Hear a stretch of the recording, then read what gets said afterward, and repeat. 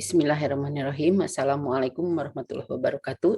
Selamat pagi sahabat guru semua dimanapun berada. Saya harapkan kita semuanya sehat selalu. Amin. Perkenalkan, nama saya Rina Farida, guru IPA SMP Negeri 2 Bandung. Pada kesempatan ini, saya akan berbagi pengalaman praktik baik di dalam pembelajaran proyek penguatan profil pelajar Pancasila di SMP Negeri 2 Bandung. Proyek penguatan profil pelajar Pancasila adalah pembelajaran lintas disiplin ilmu untuk mengamati dan memikirkan solusi terhadap permasalahan lingkungan di sekitar. Adapun latar belakang diadakan proyek ini adalah, pertama, sekolah kami merupakan sekolah penggerak yang menerapkan kurikulum merdeka, tetapi masih banyak guru yang bertanya bagaimana sih pelaksanaannya. Nah, yang kedua, keadaan bumi dengan lingkungan yang berangsur rusak karena polusi udara. Adapun tujuan daripada proyek ini adalah menyediakan aktivitas belajar yang relevan sehingga pelajar dapat menerapkan cakupan elemen IPA terpadu keterampilan proses yang dilatih melalui asesmen sumatif berupa rancangan penyelidikan pengaruh polusi udara yaitu karbon monoksida, debu, dan suara terhadap kecepatan tumbuh tanaman.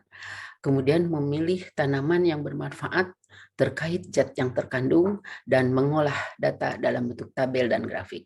Yang kedua, tujuan kami adalah memberikan pengalaman nyata untuk berkontribusi dalam konservasi alam.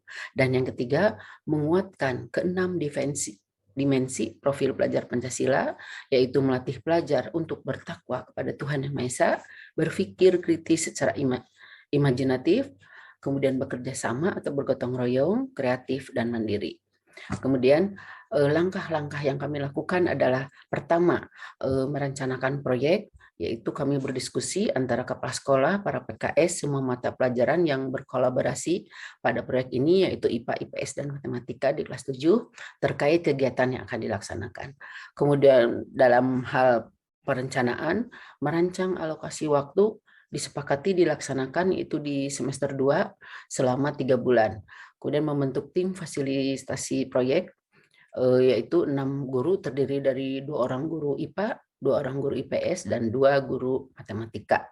Saya sendiri kebetulan sebagai ketua proyek 3 ini. Kemudian menentukan topik spesifik, yaitu kami memilih tema gaya hidup berkelanjutan. Dan kami beri judul Take Care of the Earth and the Earth Will Take Care of You. Kemudian menentukan waktu pelaksanaan, yaitu di bulan Februari, Maret, dan April 2022. Kemudian pelaporan proyek dalam bentuk presentasi pada tanggal 23, 24, dan 25 Mei 2022 dalam perayaan proyek Expo 3 dengan tim penilai yang sudah ditentukan, yaitu sefair mungkin guru-guru yang tidak mengajar di kelas 7. Kemudian membuat modul ajar, asesmen, dan bentukan dewan juri penilai.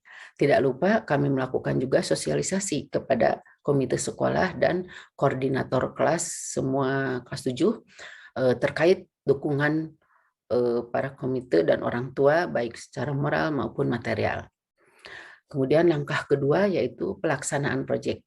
Pelaksanaan proyek 3 ini kami bagi kelas itu menjadi 3 kelompok berdasarkan variabel manipulasi atau bebas, yaitu kelompok 1 melakukan penyelidikan pengaruh polusi debu terhadap pertumbuhan tanaman, sedangkan kelompok 2 menyelidiki pengaruh suara terhadap pertumbuhan tanaman, dan kelompok 3 menyelidiki pengaruh polusi karbon monoksida terhadap pertumbuhan tanaman.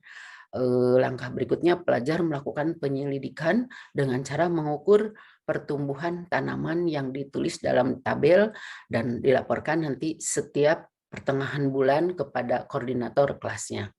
Langkah ketiga yaitu pelaporan hasil proyek dalam perayaan Expo yang kami bagi pada pelaksanaannya. Hari ke-1 itu kelompok 1 presentasi di dalam ruang GOR, semua kelompok 1 di setiap kelas ya.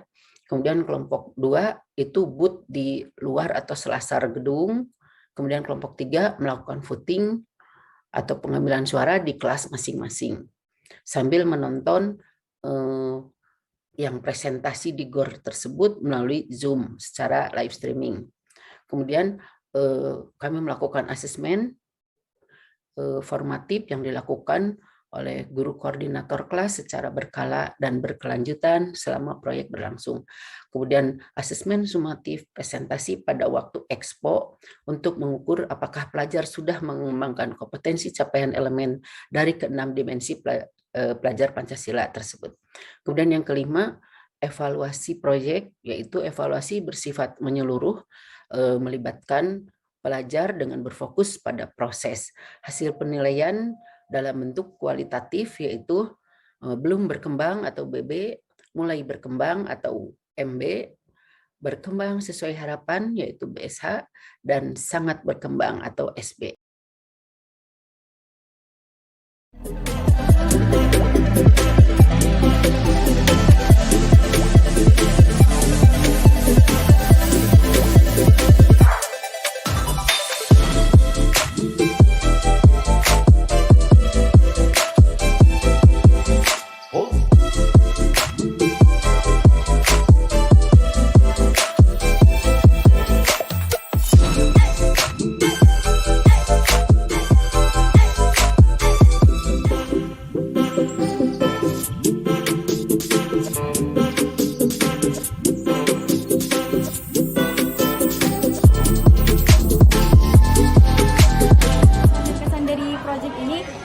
Menyenangkan sekali karena dengan adanya proyek ini kita juga jadi bisa tahu jenis-jenis tanaman, terus cara ngerawat yang supaya tanaman ini tetap nggak mati gitu tetap.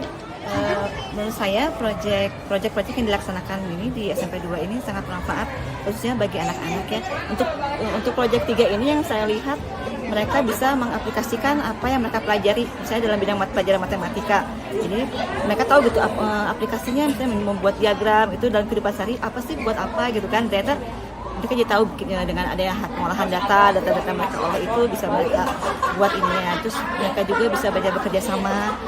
Udah gitu dalam IPA mereka juga apa sih bisa memelihara lingkungan ya dengan ini.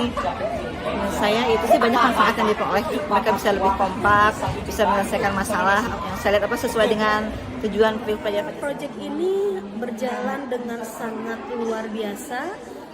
Peran serta orang tua juga sangat mendukung. Terlebih lagi yang utama di sini adalah yang paling penting adalah kemampuan siswa-siswinya atau pelajar di sekolah penggeraknya yang bisa memaksimalkan potensi mereka dalam membuat sebuah proyek. Jadi proyek ini luar biasa memberikan dampak yang sangat besar, manfaat yang sangat besar. Dari tayangan tadi sudah terbayangkan betapa pentingnya peranan generasi muda dalam menjaga lingkungan dan merawat bumi mulai dari lingkungan sekitar kita.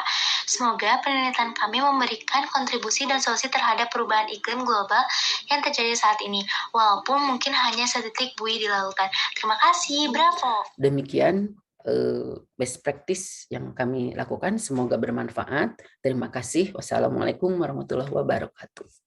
Ketiga, kecil untuk yang besar.